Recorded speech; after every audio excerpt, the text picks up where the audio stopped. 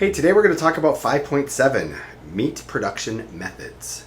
Take a moment, check out the Enduring Understanding, look at the learning objectives, pause the video, and review the essential knowledge, if you can see it, and set up your Cornell notes. So to produce all of the meat, or a majority of the meat that we consume, we use concentrated animal feeding operations, or CAFO, C-A-F-O. And these CAFOs are very efficient. They're so efficient because you're basically cramming a bunch of animals together. My nephew and niece actually work in a CAFO, a turkey farm in Wisconsin, and we'll see if we can kind of get some inside information from them. We have in these CAFOs, one of the benefits is there is a huge amount of meat production per unit area. And that can help to increase profits for the farmers.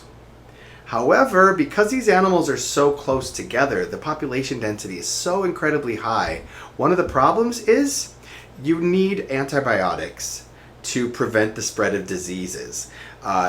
Disease is a density dependent factor. So to prevent that, to prevent the animals from dying, you need to just basically bombard them with antibiotics. And with these overuse of antibiotics comes antibiotic resistance, so eventually they may not be effective. And also we're consuming those antibiotics, which are, in essence, they're affecting the bacteria that we have in our digestive tract. And that is a real big problem, which is a discussion that is saved for another day. Another problem with this high population density is the amount of waste that is produced. There's a huge amount of manure that has to be disposed of. And this manure and the operation of these CAFOs can release a lot of greenhouse gases. The manure has a lot of nitrogen in it, and through the process of denitrification can produce nitrous oxide as a result. Also, if there's any fertilizers that are associated with the production of the grain for these cattle, that can also produce nitrous oxide. Carbon dioxide is produced because there's combustion of fossil fuels in the operation, transporting the animals, transporting the feed for them, transporting the manure. Also the carbon dioxide that is emitted just for the electricity to operate this feeding operation.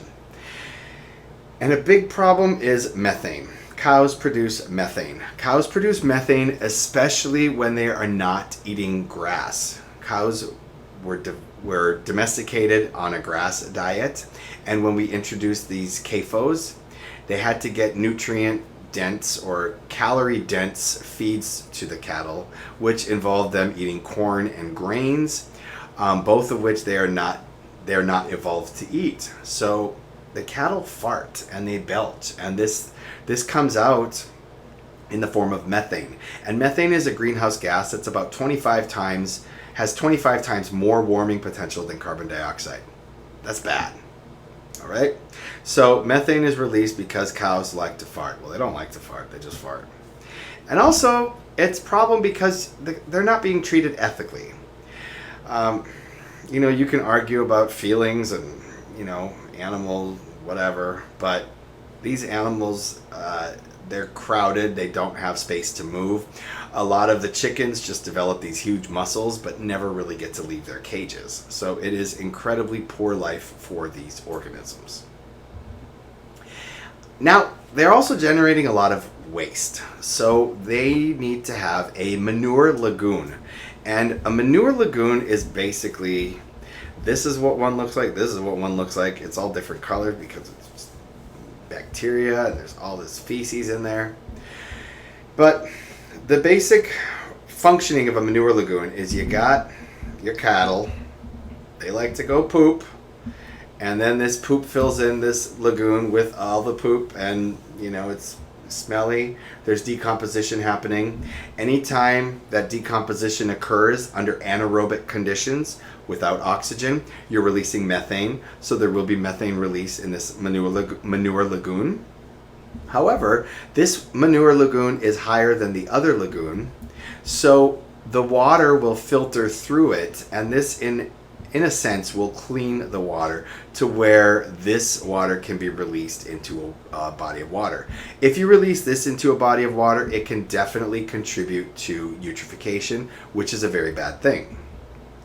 One of the benefits of this, it's very efficient to clean up. It's efficient. It's not, I mean, it's better than dumping it into a lake or a river.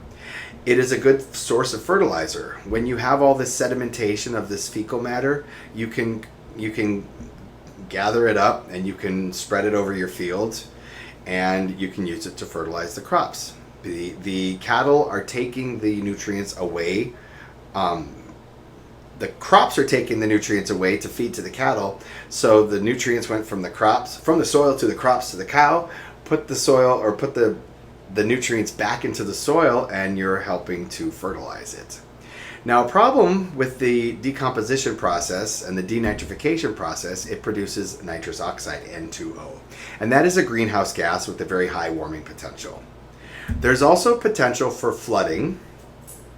If it rains, you have a huge rain event, all of this organic waste will spread out into nearby waterways. Erosion will be rampant, and eutrophication will definitely occur, leading to an algal bloom and finally hypoxia, which is a form of biodiversity loss, or can contribute to biodiversity loss.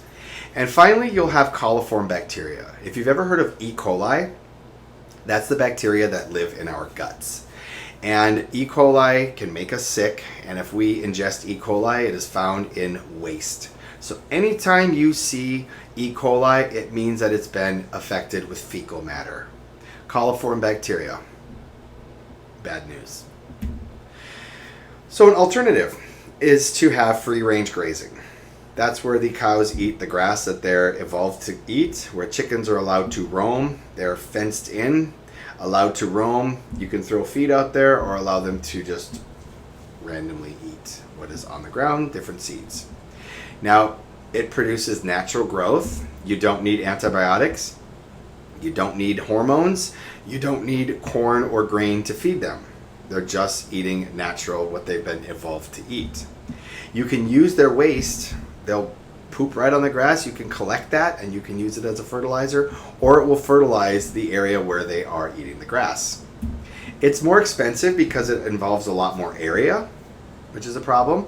It can also contribute to soil compaction. These cows walking on the grass. Chickens, not so much, but the cows definitely can lead to soil compaction.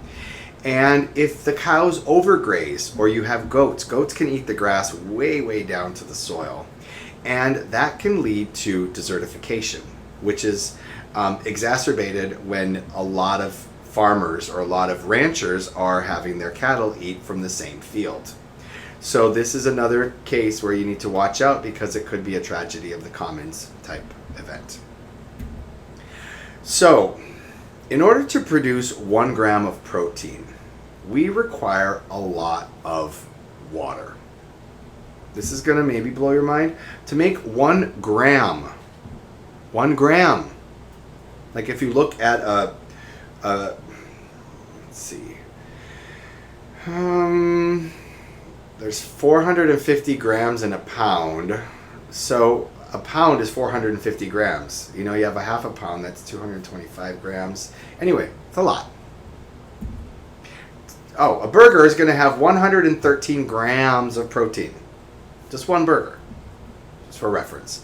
So to get that one burger, it's for that 113 grams, for each gram of that protein for that burger, it will take 112 liters of water. That is because our cows are eating corn, they're eating grain, and it requires all the water to irrigate those crops, and then to also have water to keep the cows alive and to clean up after the cows. All of that water for 1 gram of protein, 112 liters. For a sheep, it's going to be 63 liters of water. Still a lot, because we're feeding the sheep grain products as well. For pigs, 57 liters of water. Now, granted, these are better alternatives than eating beef. Chickens, mostly in their feed and the cleanup and watering them, but it will be 34 liters of water. for 1 gram of chicken protein. For a glass of milk, now this is milk that's produced by cows obviously, but it is 31 liters of water. For 1 gram of an egg protein, 29 liters of water. Not much different than actually eating the chicken, not much difference. For vegetables, it's going to be 26 liters of water. For grains, like rice or wheat or barley, will be 21 liters of water. And finally, for legumes, for beans, it will be 19 liters of water. So this gives you a range of values, and I hope that it kind of, brings this message home that it is not sustainable to have a diet that is based on beef, especially to move away from meat-based products to a more plant-based diet is the most sustainable option for long-term survival of this planet. So, meat production. Let's talk about CAFOs. This is just a review. I'm just giving you a flow chart. So to produce the meat, either CAFO or free range, let's talk about CAFO. It's going to have a grain-based diet, which will result in monocropping. More fossil fuel inputs. Also, they're going to be crowded. But you can increase your meat production, but you're also producing methane. The methane is also because they're eating a grain-based diet. So there could be an arrow going here, but that's just going to look a little messy. It is also less expensive, but they have to use antibiotics, which can create resistant bacteria and can contribute to E. coli contamination. Also, these crowded conditions are very inhumane, and they will accumulate all of this manure, which requires the use of a manure lagoon, can contribute to water pollution if there is ever a flooding event, and that would be indicated by the E. coli contamination. And one benefit is it can produce organic fertilizers. Now, free range will be more humane. They're going to be given few antibiotics because they're not going to be in such close proximity with one another. There is no more manure lagoon, so you will not have this organic fertilizer. However, you will have fertilizer. You'll fertilize the fields so they can replenish the nutrients back to the soil that is producing the grass or whatever they're eating. They'll be eating a grass-based diet, which could contribute to overgrazing, which could contribute to soil erosion, and eventually desertification, which is habitat destruction.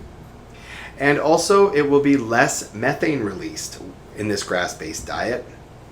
Unfortunately, it is less efficient, and that means less money because it's more expensive. Now, drawbacks to meat production. First of all, produces methane. Methane has at least 24 times more warming potential than carbon dioxide. 24, 25. I'll say 24, 25 interchangeably. Sometimes it's written 24, sometimes it's written 25. Okay? It's a lot worse. It can contribute to denitrification. It can increase denitrification because there is more nitrogen present. And when you have denitrification, it produces nitrogen or nitrous oxide, N2O, which is a greenhouse gas. It uses a lot more land. Meat uses more land because you need to have the crops to feed the meat or to feed the animal that produces the meat. So the energy subsidy is much higher. And the energy subsidy for beef is much, much, much higher than the energy subsidy for grains or legumes. And finally, meat production can contribute to tragedy of the commons because people will stop at nothing to make a dollar. They will over exploit these fields, these rangelands, and allow their cattle, their sheep, their animals to consume everything in sight. We did a lot. I want you to give me some FRQ practice. I would like you to explain one environmental benefit from eating a plant-based diet. There was a lot of information. I hope you're kind of getting a little disgusted and maybe looking down at that cheeseburger and being like, ooh, maybe I need to put that away. Think plant-based. It's going to get worse before it gets better. Thank you for your attention. I will see you soon.